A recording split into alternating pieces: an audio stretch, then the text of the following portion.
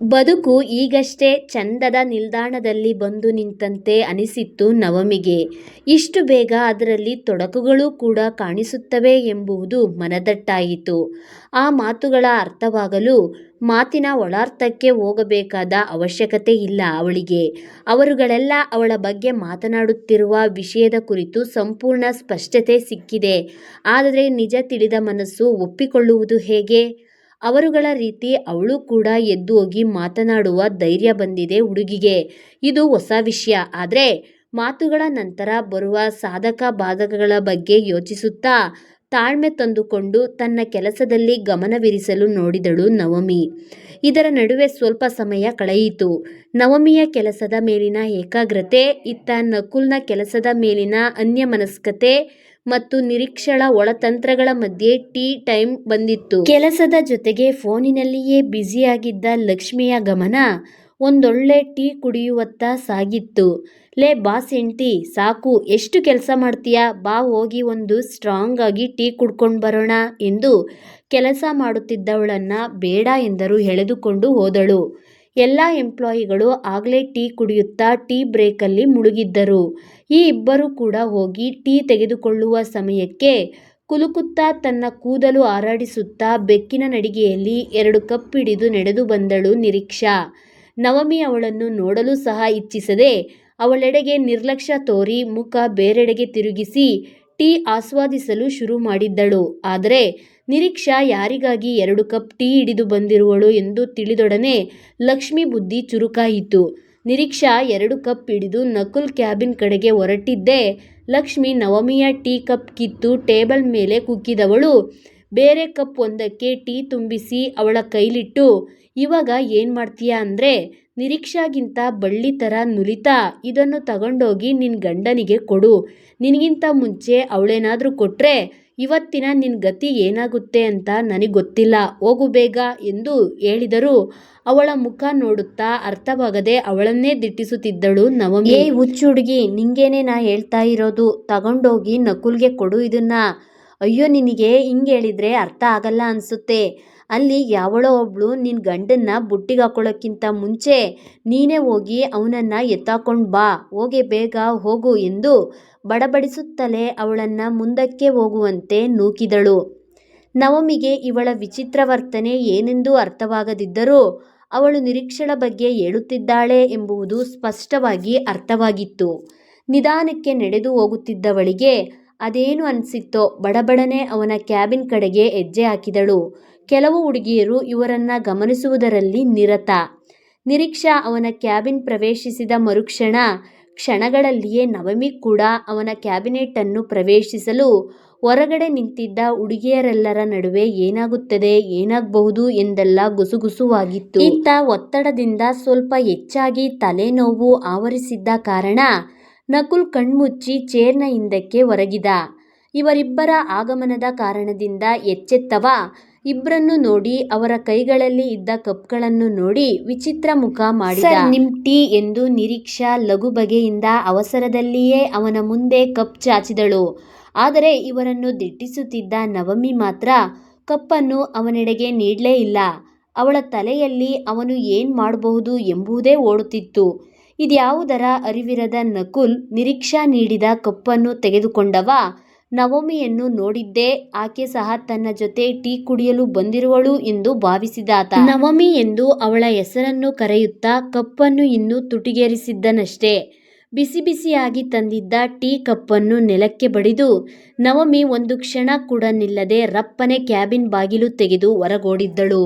ಅವನ ಜೊತೆ ಕಳೆದ ಸಮಯಕ್ಕಿಂತ ಸನಿಹಕ್ಕಿಂತ ಇಲ್ಲೆಲ್ಲರೂ ನಿರೀಕ್ಷಾ ಮತ್ತು ಅವನ ಬಗ್ಗೆ ಮಾತನಾಡಿದ ಮಾತುಗಳೇ ಹೆಚ್ಚು ತಲೆ ಆವರಿಸಿ ಅವಳನ್ನ ಆವೇಶದ ದಾರಿಗೆ ತಳ್ಳಿತ್ತು. ಆ ರೀತಿ ಹೋದವಳ ದಿಕ್ಕನ್ನು ನೋಡುತ್ತಾ ಎದ್ದು ನಿಂತು ಬಿಟ್ಟಿದ್ದ ನಕುಲ್ ದಂಗಾಗಿ ಹೋಗಿದ್ದ. ಅದೆಂಥ ನೋವು, ಅದೆಂಥ ಆವೇಶದ ಕಿಚ್ಚು ಅವಳ ಕಂಗಳಲ್ಲಿ ಕಣ್ಣಿಟ್ಟು ಕಂಡವ. 2 ದಿನಗಳಿಂದ ಇವಳೊಟ್ಟಿಗೇನ ತಾನು ಅಷ್ಟು ಖುಷಿಯಿಂದ ಕಳೆದಿದ್ದು ಎಂಬುದೇ ಸ್ವಪ್ನ ಕಂಡಂತಾಯಿತು ಅವನಿಗೆ. ನಿರೀಕ್ಷಳು ನಿರೀಕ್ಷಿಸಿದ್ದು ಕೂಡ ಇದನ್ನೇ. ಅದರಿಂದ ಖುಷಿಗೊಂಡರೂ ನಕುಲ್ ಇರುವಿಕೆಯಿಂದ ಮುಖ ಬಾಡಿಸಿ ತಲೆ ತಗ್ಗಿಸಿದಳು. ನಕುಲ್ ನಿರೀಕ್ಷಳ ಕಡೆಗೆ ಒಂದು ನೋಟವನ್ನೂ ಕೂಡ ಬೀರಲಿಲ್ಲ. ಅವಳು ಒಡೆದು ಬಿಸಾಡಿ ಹೋದ ಕಪ್ಪನ್ನೇ ದಿಟ್ಟಿಸಿದವನಿಗೆ ಈಗ ಅರ್ಥವಾಗಿತ್ತು ಅವಳೇಕೆ ಬಂದಿದ್ದಳು ಎಂಬುದು. ಒಟ್ಟೊಟ್ಟಿಗೆ 2 ವಿಷಯಗಳು ಮನಸ್ಸಿನಲ್ಲಿ ಮೂಡಿದವು. ಮೊದಲನೆಯದು, ಕೆಲಸ ಮಾಡುವ ಜಾಗದಲ್ಲಿ ಹುಡುಗಿಯ ಈ ರೀತಿಯ ವರ್ತನೆ ಸರಿಯಲ್ಲ ಎಂದು ಎನಿಸಿದರೆ, ಮತ್ತೊಂದು, ಅವಳಿಗಿದೆಲ್ಲ ಹೊಸದು, ತಿಳಿದುಕೊಳ್ಳುವ ವಯಸ್ಸಲ್ಲ ಅವಳದ್ದು, ತಿಳಿಸುವವರು ಜೊತೆಯಲ್ಲಿ ಇಲ್ಲ ಎಂಬುದನ್ನು ಅರಿತು ತಾನೇ ಕೋಪದ ಕೋಪಕ್ಕೆ ಬೀಳಲಾರೆ, ಅವಳಿಗೆ ತಿಳುವಳಿಕೆ ನೀಡಬೇಕಾದವನು ತಾನೇ ಎಂದು ಮನದಟ್ಟು ಮಾಡಿಕೊಂಡು ಸಮಾಧಾನಿಸಿಕೊಂಡ. ನಿರೀಕ್ಷಾ, ಇದನ್ನೆಲ್ಲ ಕ್ಲೀನ್ ಮಾಡೋದಕ್ಕೆ ಹೇಳ್ಬಿಡು. ಈಗ ಇಲ್ಲೇನು ನಡೀತು ಅದನ್ನ ಇನ್ನೊಂದು ರೀತಿ ಗಾಸಿಪ್ ಮಾಡಬೇಡ. ಆ್ಯಂಡ್ ವಿಷಯ ಯಾರಿಗೂ ಗೊತ್ತಾಗೋದು ಇಲ್ಲ, ನಮ್ಮ 3 ಜನರನ್ನ ಬಿಟ್ಟು. ಸೊ ಅದೇನಾದರೂ ಹೊರಗಡೆ ಬಂದರೆ ಅದು ನಿನ್ನ ಕಡೆಯಿಂದಲೇ. Take care about my words ಎಂದು ಅವ ತಣ್ಣಗೆ ಹೇಳಿದರೆ ಎಚ್ಚರಿಕೆ ಕೊಟ್ಟಂತೆ ಇತ್ತು. ನವಮಿಯನ್ನು ಅರಸಿ ಅಲ್ಲಿಂದ ಹೊರಟ ನಕುಲ್ ಒಬ್ಬರಿಂದ ಒಬ್ಬರಂತೆ ಕ್ಯಾಬಿನ್ ಒಳಗಿನಿಂದ 3 ಹೊರಬಂದಾಗ ಎಲ್ಲರೂ ಒಳಗೇನು ನಡೆಯಿತು ಎಂಬ ಕುತೂಹಲವನ್ನು ಕಣ್ಣಿನಲ್ಲಿ ತೋರಿಸುತ್ತಿದ್ದನ್ನು ಸರಿಯಾಗಿ ಗಮನಿಸಿದ್ದ ಮೊದಲ ಬಾರಿಗೆ. ಬಿರಬಿರನೆ ತನ್ನ ನುಡಿಗಳನ್ನು ಕೇಳದೆ ಹೊರಟು ಹೋದ ನವಮಿಯನ್ನು ನೋಡುತ್ತಾ ನಿಂತಿದ್ದ ಲಕ್ಷ್ಮಿಯ ಕಡೆಗೆ ಬಂದವನು, ಎಲ್ಲಿ ಅವಳು ಎಂದು ಪಿಸುಧ್ವನಿಯಲ್ಲಿ ಪ್ರಶ್ನಿಸಿದಾಗ ಟೆರೇಸ್ ಉತ್ತರಿಸಿದ ಲಕ್ಷ್ಮಿ ಅವನ ಹಿಂದೆ ಬರುತ್ತಿದ್ದ ನಿರೀಕ್ಷಳ ಕಡೆಗೆ ಟೆರರ್ ಲುಕ್ ನೀಡಿದಳು. ನಕುಲ್ ಟೆರೇಸ್ನ ಮೆಟ್ಟಿಲುಗಳನ್ನು ಏರಿ ನಡೆದ. ಸುಡುತ್ತಿದ್ದ ಮಧ್ಯಾಹ್ನದ ಬಿಸಿಲು, ಅದರ ನಡುವೆ ಬಿಸಿಯಾಗಿ ಬೀಸುತ್ತಿದ್ದ ಬಿಸಿಗಾಳಿ ಯಾವುದನ್ನೂ ಲೆಕ್ಕಿಸದೆ ದೂರದಲ್ಲಿ ನೋಟ ನೆಟ್ಟು ನಿಂತಿದ್ದಳು ನವಮಿ. ಇಲ್ಲಿ 1-2 ದಿನಗಳಲ್ಲಿ ಅವಳೆಲ್ಲ ಭಾವನೆಗಳನ್ನು ನೋಡಿದ್ದವನಿಗೆ ಇದೇನೂ ಅತಿ ಅನಿಸ್ಲಿಲ್ಲ. ನವಮಿ ಎಂದು ಕರೆದವನ ಧ್ವನಿ ಯಾವ ಬಣ್ಣದ ಲೇಪದಲ್ಲಿ ಮುಳುಗಿ ಎದ್ದು ಬಂದಿತ್ತೋ. ಅವಳೇನೂ ಮಾತಾಡಲಿಲ್ಲ. ಹುಡುಗಿ, ನಾನು ನಿನಗೆ ಹೋಗುವಾಗ ಏನಂತ ಹೇಳಿದ್ದೆ? ಎಲ್ಲರೂ ಒಂದೊಂದು ರೀತಿ ಮಾತನಾಡ್ಬೋದು, ಮಾತನಾಡದೇ ಇರಬಹುದು, ಅದ್ರ ಬಗ್ಗೆ ತಲೆ ಕೆಡಿಸ್ಕೋಬೇಡ ಅಂತ ಅಲ್ವಾ? ಇದು ನಮ್ಮನೆ ಆಗಿದ್ರೆ ಏನು ಬೇಕಾದರೂ ಮಾಡೋ ರೈಟ್ಸ್ ನಿಂಗಿದೆ. ಬಟ್ ಇದು ವರ್ಕಿಂಗ್ ಪ್ಲೇಸ್ ಬೇರೆ. ಎಲ್ಲರೂ ನಿನ್ನ ಥರನೇ ಕೆಲಸ ಮಾಡ್ತಾ ಇರ್ತಾರೆ, ಅವರಿಗೆ ಯಾವುದೇ ರೀತಿ ತೊಂದರೆ ಆಗಬಾರ್ದು. ಈಗ ತಾನೇ ನಾವಿಬ್ರು ಗಂಡ ಹೆಂಡತಿ ಅಂತ ಹೇಳಿದ್ದಾಗಿದೆ. ಈ ರೀತಿಯ ಮುನಿಸು ಮನಸ್ತಾಪಗಳನ್ನು ಅವರೆಲ್ಲರಿಗೂ ನೋಡೋದಕ್ಕೆ ಅವಕಾಶ ಮಾಡಿಕೊಡಬಾರ್ದು. ಇಷ್ಟೆಲ್ಲ ಕನ್ಫ್ಯೂಷನ್ ಮತ್ತೆ ಈ ಥರದ ಮಾತುಗಳನ್ನು ಕೇಳಬೇಕು ಅಂತ ಗೊತ್ತಿದ್ದು ಕೂಡ ನನ್ನ ಭಾವನೆಗಳ ತಾಳಿಗೆ ನೀನ್ಯಾಕೆ ವಧುವಾದೆ? ಅವನ ಪ್ರಶ್ನೆ ಮತ್ತು ತರ್ಕ 2 ಸರಿಯಾದ ಮಾರ್ಗದಲ್ಲೇ ಇದೆ ಮತ್ತು ತಾಳ್ಮೆಯೂ ಕೂಡ. ಅವನ ಬಗ್ಗೆ ಎಲ್ಲ ತಿಳಿದರೂ, ಬೇರೆಯವರ ಮಾತುಗಳನ್ನು ಕೇಳಿದ್ದರೂ, ಸ್ವತಃ ತಾನೇ ನೋಡಿದರೂ ಮದುವೆಗೆ ಒಪ್ಪಿಗೆ ಕೊಟ್ಟಿದ್ದಳಲ್ಲವೇ ಆಕೆ? ಅದೇಕೋ ಆತನಿಗೆ ಬೇಸರ ಕಾಡಿದ್ದು ಕೂಡ ನಿಜ. ಇತ್ತ ಹುಡುಗಿಗೆ ಕೋಪ ಬಂದಿದ್ದು, ಅತೀವವಾಗಿ ದುಃಖವಾಗಿದ್ದು ಎಲ್ಲವೂ ಕೂಡ ಸತ್ಯವೇ. ಆದರೆ ಈ ಶಾರ್ಟ್ ಟೆಂಪರ್ ಮನಸ್ಥಿತಿ ಉಳ್ಳವರಿಗೆ ಅದೆಲ್ಲ ಕ್ಷಣಕ್ಕೊಮ್ಮೆ ಬದಲಾಗುವ ಭಾವನೆಗಳು. ನವಮಿ ಕೂಡ ಅದರಲ್ಲೊಬ್ಬಳು. ಘಟನೆ ಘಟಿಸಿದ ನಂತರ ಕೊಂಚ ಹೆಚ್ಚಾಗಿ ಕೋಪಗೊಂಡರೂ ಬಂದ ಕೆಲ ಕ್ಷಣಗಳ ನಂತರ ಇದರಿಂದ ಗಂಡನ ಮೇಲೆ ಬೀಳುವ ಪರಿಣಾಮಗಳ ಬಗ್ಗೆ ಯೋಚಿಸಿ ತಣ್ಣಗಾಗಿದ್ದಳು. ಕೊನೆಗೆ ಅವನ ಮಾತುಗಳನ್ನು ಆಲಿಸಿದಾಗ ಇಲ್ಲದ್ದನ್ನು ಯೋಚಿಸಿ ತಾನೂ ನೋವು ಮಾಡಿಕೊಂಡಿದ್ದಲ್ಲದೆ ಅವನಿಗೂ ನೋವು ಮಾಡಿದೆ ಎಂಬ ಬೇಸರ ಕಾಡಿದ್ದಾಗ ಹಿಂದೆ ತಿರುಗಿ 4 ಹೆಜ್ಜೆ ದೂರ ಇದ್ದವನನ್ನು ಬಿಗಿಯಾಗಿ ಅಪ್ಪಿದಳು. ಬಿಸಿಯ ಬೇಗೆ ಈಗ ಸುಡುವಂತಿತ್ತು. ಸಾರಿ ಚಿನ್ನಿ, ಚಿಕ್ಕ ಪುಟ್ಟ ವಿಷಯಗಳನ್ನೆಲ್ಲ ಸಹಿಸದಷ್ಟು ಪ್ರೀತಿ ಯಾವಾಗಾಯ್ತು ಅಂತ ಗೊತ್ತಾಗ್ತಾ ಇಲ್ಲ. But I can't. ನಿಮ್ಮ ಜೀವನದಲ್ಲಿ ಈಗ ನೀವೊಬ್ಬರೇ ಇಲ್ಲ, ನಾವಿಬ್ಬರು ಇದ್ದೀವಿ. ಜನ ಎಷ್ಟೇ ಬೈಗುಳ ಅಂದರೂ ಏನೇ ಮಾಡಿದ್ರೂ ಯಾವತ್ತೂ ನನಗೆ ಅವರ ಮೇಲೆ ಕೋಪ ಮಾಡ್ಕೋಬೇಕು, ಅವರನ್ನು ದ್ವೇಷಿಸಬೇಕು, ನಿಂದಿಸಬೇಕು ಈ ರೀತಿ ಯಾವತ್ತೂ ಅನಿಸಿಲ್ಲ. ಗೊತ್ತಿರುವವರ ಜೊತೆ ಕೂಡ ಜೋರಾಗಿ ಮಾತನಾಡುವಷ್ಟು ಸ್ವಭಾವ ನನ್ನದಲ್ಲ. ಆದರೆ ಈಗ ನಮ್ಮಿಬ್ಬರ ನಡುವೆ ಬಂದಿರುವ ಈ ಹೊಸ ಭಾವಕ್ಕೆ, ಅದು ನನ್ನ ಆವರಿಸಿರುವ ಪರಿಗೆ ನನಗೆ ಸುಮ್ಮನೆ ಇರೋಕ್ಕೆ ಆಗ್ತಾ ಇಲ್ಲ. ಈ ಭಾವಕ್ಕಾಗಲಿ ನನ್ನ ಭಾವದ ಜೀವಕ್ಕಾಗಲಿ ಯಾರು ಏನಂದ್ರೂ ನಾನು ಸಹಿಸುವುದಿಲ್ಲ. ನಿಮ್ಮ ಬಗ್ಗೆ, ಮುಖ್ಯವಾಗಿ ನಮ್ಮ ಬಗ್ಗೆ ಮಾತಾಡೋ ಯಾರ ಮಾತನ್ನು ಕೇಳುವುದಕ್ಕೆ ನಾನು ಸಿದ್ಧವಾಗಿಲ್ಲ. ಎಲ್ಲರನ್ನೂ ಎದುರಿಸ್ತೀನಿ. I love you Chinni. Thank you, ನನ್ನಂಥ ಪುಟ್ಟ ಜೀವಕ್ಕೆ ದೊಡ್ಡ ಭಾವದ ಅಲೆಗಳಾಗಿ ಬಂದಿದ್ದಕ್ಕೆ, ಹೊಸ ಉತ್ಸಾಹ ಧೈರ್ಯ ತುಂಬಿದ್ದಕ್ಕೆ, ಈ ಬಾಡಿದ ಭಾವಕ್ಕೆ ಜೊತೆಯಾಗಿದ್ದಕ್ಕೆ. ಅವಳ ಪ್ರತಿ ಧನ್ಯವಾದಕ್ಕೂ ಒಂದೊಂದೇ ಮುತ್ತು ಮಣಿಗಳು ಅವನ ಕಣ್ಣುಗಳ ಜಾರಿ ಕೊನೆಗೆ ಅದರಗಳ ಬೆಸೆದು ಮುಕ್ತಾಯಗೊಂಡು ಮೌನವಾಗಿ ನಿಂತಿತ್ತು. ಅವಳ ಈ ಪ್ರತಿಕ್ರಿಯೆಯನ್ನು ಅವ ನಿರೀಕ್ಷಿಸಿರಲಿಲ್ಲ. ಜೊತೆಗೆ ಅವಳ ಪ್ರೇಮ ನಿವೇದನೆ. ಹುಡುಗನಿಗೆ ಏನು ಹೇಳಬೇಕು ಎಂದು ಅರ್ಥವಾಗದೆ ಹೋಗುವುದರ ನಡುವೆ ಅವ ಈ ನಿವೇದನೆಗೆ ಸ್ಪಂದಿಸಿಯಾಗಿತ್ತು. ನಿವೇದಿಸಿದ್ದು ಪ್ರೀತಿಯನ್ನೇ, ಅದರ ಜೊತೆಗೆ ಕೊಟ್ಟು ತೆಗೆದುಕೊಳ್ಳುವುದರ ನಂತರ ಮತ್ತೆ ಮರು ಅಪ್ಪಿ ನಿಂತವಳಿಗೆ ಅವನ ಮರು ಉತ್ತರ ಬೇಡವಾದರೆ ಅವನಿಗೆ ಮಾತುಗಳೇ ಬೇಡವಾಗಿತ್ತು. ಸನಿಯ ನಿಂತ ಸಮಯ ಅದೇಗೆ ಕಳೆಯಿತು ಅರಿವಾಗ್ಲಿಲ್ಲ. ಆತಂಕದಿಂದ ಲಕ್ಷ್ಮಿಯ ಜೊತೆಗೆ ಸಂತೋಷ್ ಕೂಡ ಟೆರೆಸ್ ಮೇಲೆ ಬಂದಿದ್ದ. ಪರಸ್ಪರ ಅಪ್ಪಿಕೊಂಡು ನಿಂತವರನ್ನ ನೋಡಿ ತಲೆ ಕೆಡಿಸಿಕೊಂಡ. ಸಂತೋಷ್ ಹಿಂದೆ ಮೆಟ್ಟಿಗಳನ್ನು ಹತ್ತಿ ಬರುತ್ತಿದ್ದ ಲಕ್ಷ್ಮಿಯೆಡೆಗೆ ಕೆಂಗಣ್ಣು ಬೀರಿದ್ದ. ಅವನೆಡೆಗೆ ನೋಡಿ ಅವನ ನೋಟವನ್ನು ನೋಡಿದ ಲಕ್ಷ್ಮಿ ಮನಸ್ಸು ಎಲ್ಲೋ ಏನೋ ಮಿಸ್ ಹೊಡಿತಾ ಇದೆ, ಇವನ್ಯಾಕೆ ಹಿಂಗೆ ನೋಡ್ತಾ ಇದ್ದಾನೆ ಎಂದು ಸದ್ದಿಲ್ಲದೆ ಮಾತನಾಡಿತ್ತು. ಮೆಟ್ಟಿಲೇರಿ ಪೂರ್ತಿಯಾಗಿ ಮೇಲೆ ಬಂದವಳು ನಕುಲ್ ನವಮಿ ಇಬ್ಬರನ್ನ ನೋಡಿ ಮತ್ತೊಮ್ಮೆ ಸಂತು ಕಡೆಗೆ ನೋಡಿ ಅಲ್ಲು ಬಿಟ್ಟಳು. ನಿಜವಾಗ್ಲೂ ಒಳಗಡೆ ಏನಾಯ್ತು ಅಂತ ಗೊತ್ತಿಲ್ಲ ಕಣೋ, ಬಟ್ ಇಲ್ಲಿ ಸೀನ್ ಚೇಂಜ್ ಆಗಿರೋದು ಮಾತ್ರ ಸತ್ಯ ನೋಡು ಎಂದು ಪಟಪಟನೆ ನುಡಿದವಳು ಅವನ ಬೆನ್ನಿನ ಹಿಂದೆ ಹೋಗಿ ಮುಖ ಮುಚ್ಚಿಕೊಂಡಳು. ಸಾಕು ಬಾಯಿ ಮುಚ್ಚು ರಾಜಿ, ಅದು ಹಾಗಾಯ್ತು ಇದು ಹೀಗಾಯ್ತು ಅಂತ ಯಾವಾಗಲೂ ನನಗೆ ಟೆನ್ಷನ್ ಕೊಡುವುದರಲ್ಲೇ ಇರ್ತೀಯ. ಇನ್ನೊಂದ್ಸಲ ಸಂತು ಹಾಗೆ ಹೀಗೆ ಅಂತ ಬಾ, ನಿನ್ನ ಕಾಲು ಮುರಿತೀನಿ, ಮಾಡೋ ಕೆಲಸ ಬಿಟ್ಟು ಬಂದು ಇಲ್ಲಿ ಈ ಥರ ಸೀನ್ಗಳನ್ನು ತೋರಿಸಿ ನನ್ನಂಥ ಒಳ್ಳೆ ಹುಡುಗನ್ನ ಹಾಳು ಮಾಡೋ ಪ್ಲಾನ್ ನಿಂದು. ಆದಷ್ಟು ಬೇಗ ನಿನಗೆ ಮೂಗ್ದಾರ ಹಾಕಬೇಕು ಎಂದು ಗದರಿದ ಸಂತೋಷ್ನ ಮಾತಿಗೆ ನಕ್ಕು ಬಿಟ್ಟಳು ಲಕ್ಷ್ಮಿ. ಇದು ಅವಳಿಗೆ ಹೇಳುತ್ತಿರುವ ಮಾತುಗಳೋ ಇಲ್ಲ ಅವನ ಬಾಧೆಯೋ ಅರ್ಥವಾಗಿ ಅವಳ ನಗುವೇ ಹೆಚ್ಚಾಗಲು ಇವಳ ನಗುವಿನಿಂದ ನವಮಿ ನಕುಲ್ ಇಬ್ಬರಿಗೂ ಎಚ್ಚರವಾಗಿತ್ತು. ಈ ಇಬ್ಬರನ್ನು ನೋಡಿದ್ದೆ ಇಬ್ಬರು ಮುಜುಗರದಿಂದ ದೂರ ಸರಿಯಲು ಇಟ್ಸ್ ಓಕೆ ಕ್ಯಾರಿ ಆನ್ ಕಣೋ, ಲಕ್ಷ್ಮಿ ಏನೋ ತೊಂದರೆ ಆಯಿತು ಅಂತ ಹೇಳಿದ್ಲು, ಹಾಗಾಗಿ ಬಂದೆ ಅಷ್ಟೇ, ಸಾರಿ ಎಂದ ಸಂತೋಷ್. ಅಲ್ಲಿಂದ ಹೋಗಲು ಅವನನ್ನು ತಡೆದ ನಕುಲ್. ಸ್ವಲ್ಪ ಪ್ರಾಬ್ಲಮ್ ಆಗಿತ್ತು, ಇಟ್ಸ್ ಸಾಲ್ವ್ ಕಣೋ, ನಡಿ ಕೆಲಸ ನೋಡೋಣ ಎಂದವ ಅವಸರದಲ್ಲಿ ಕೆಳಗೆ ಹೋಗಲು ನೋಡಲು ಅಲೋ ಬಾಸ್, ಈಗಾಗಲೇ ನೋಟಿಸ್ ಬೋರ್ಡ್ ಆಗಿದ್ದೀರಾ, ನೀವು ಮತ್ತ್ಯಾಕೆ ರೂಮರ್ಸ್ನ ಜಾಸ್ತಿ ಮಾಡೋದು, ನೀವು ಮ್ಯಾಟ್ ಲಿಪ್ಸ್ಟಿಕ್ನ ಜಾಸ್ತಿನೇ ಹಚ್ಕೊಂಡು ಬಂದಿದ್ದೀರಾ ಅನಿಸುತ್ತೆ, ಒರೆಸ್ಕೊಂಡು ಬನ್ನಿ ಎಂದು ರಾಗವೆಳೆದ ಲಕ್ಷ್ಮಿ ಉಕ್ಕುತ್ತಿರುವ ನಗುವನ್ನು ತಡೆ ಹಿಡಿದು ನಕುಲ್ನನ್ನ ರೇಗಿಸಿ ಕೆಳಗೋಡಿದಳು. ಸರಿಯಾಗಿ ಕೇಳಿಸ್ತೇನಪ್ಪ ಬಾಸ್, ನನ್ನ ತಂಗಿ ಹೆಲ್ಪ್ ಬೇಕಿದ್ರೆ ತಗೋ, ಅಂದಾಗೆ ಬೇಗ ಬಾರಪ್ಪ, ಮನೆಯಿಂದ ಊಟ ಬಂದಿದೆ, ಊಟ ಮಾಡಬೇಕಲ್ಲ. ಸಂತೋಷ್ ಕೂಡ ಎತ್ತಲೋ ನೋಡುತ್ತಾ ಹೇಳಿ ಅಲ್ಲಿಂದ ಜಾಗ ಖಾಲಿ ಮಾಡಿದ್ದ.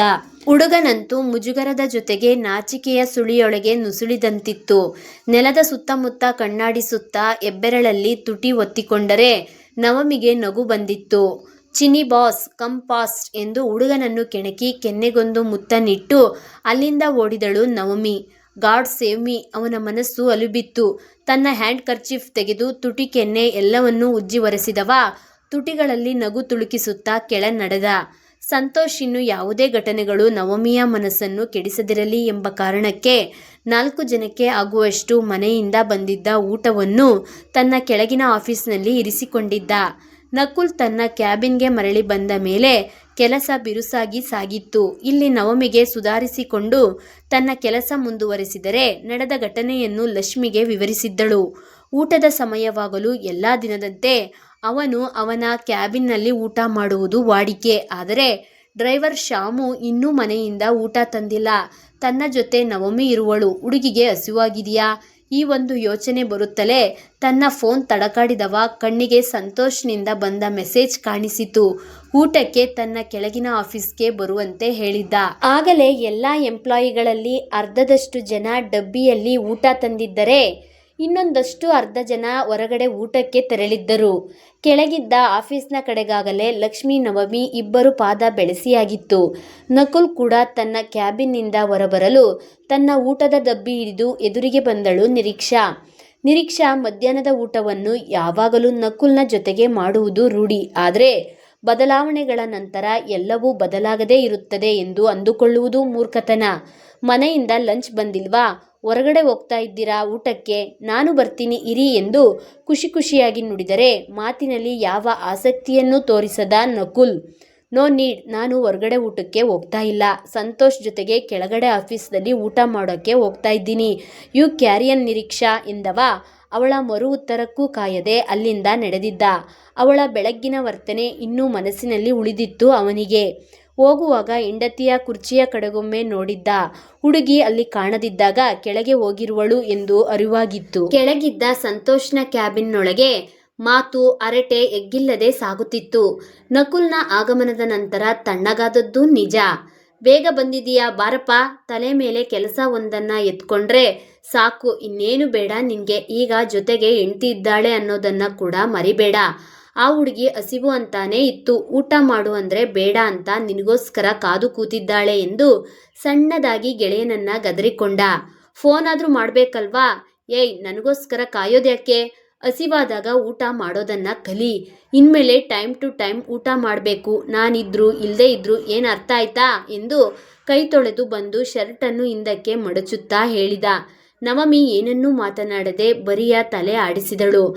ಅನ್ನದ ತಟ್ಟೆಗೆ ಕೈ ಹಾಕುತ್ತಿದ್ದವಳನ್ನ ತಡೆದು ಅವಳ ತಟ್ಟೆಯನ್ನು ತಾನೇ ತೆಗೆದುಕೊಂಡು ಅವಳಿಗೆ ತುತ್ತಿಟ್ಟವನನ್ನು ನೋಡಿ ಮನತುಂಬಿ ಬಂದಿತ್ತು ನವಮಿಗೆ. ಅಂತಸ್ತು, ಸೌಕರ್ಯ, ಜೀವಮಾನವಿಡೀ ಕೂತು ತಿನ್ನುವಷ್ಟು ಹಣ, ಅಧಿಕಾರ, ಅಂಧಕಾರಗಳ ನಡುವೆ ಮೂಡುವ ಗೌರವ, ಇವೆಲ್ಲವೂ ಇದ್ದು ಅಥವಾ ಇಲ್ಲದೆಯೂ ಬದುಕಬಹುದಾದ ಅಂಶಗಳಾದರೆ ಸಣ್ಣ ಪುಟ್ಟ ಕಾಳಜಿ, ಒಂದೆರಡು ಹುಸಿ ಮಾತು, ವಿವರಿಸುವುದು ಬೇಕಾಗದಿದ್ದರೂ ಕಣ್ಣಲ್ಲಿ ತೋರಿಸುವ ಒಂದು ಕುಡಿ ನೋಟದಷ್ಟೇ ಪ್ರೀತಿ, ಬಲಹೀನತೆಯನ್ನು ತೊಡೆದು ಬೆರಳುಗಳ ನಡುವೆ ಬೆಚ್ಚಗೆ ಬೆಸೆಯುವ ಪುಟ್ಟದೊಂದು ಪ್ರೇಮ, ಇದಿಷ್ಟು ಸಾಕು ಸಾಧಾರಣ ಜೀವನ ಒಂದು ಹುಮ್ಮಸ್ಸಿನ ಐಶ್ವರ್ಯದ ಹಂತಕ್ಕೆ ತಲುಪುವುದಕ್ಕೆ. ಪ್ರೇಮ ಒಂದು ಹೀಗೆ ಹಾಗೆ ಎಂದು ಹೇಳಿ ಬರೆಯಲಾಗದು. ಬಿರುಸು ಬದುಕಿನ ನಡುವೆ ಎಲ್ಲೆಲ್ಲೋ ಒಮ್ಮೆಗೆ ಮಾತ್ರ ಸಿಡಿಯುವ ಸಿಡಿಲಿನಂಥ ಭಾವ ಅದು. ಸಿಡಿಯುವುದು ಒಂದೇ ಬಾರಿಗೆ, ಪ್ರೇಮ ಮೂಡುವುದು ಒಂದೇ ಬಾರಿಗೆ. ಎರಡರ ಆಳ ಅಗಲ ಮಾತ್ರ ಅರಿವಿಗೆ ಬಾರದ್ದು.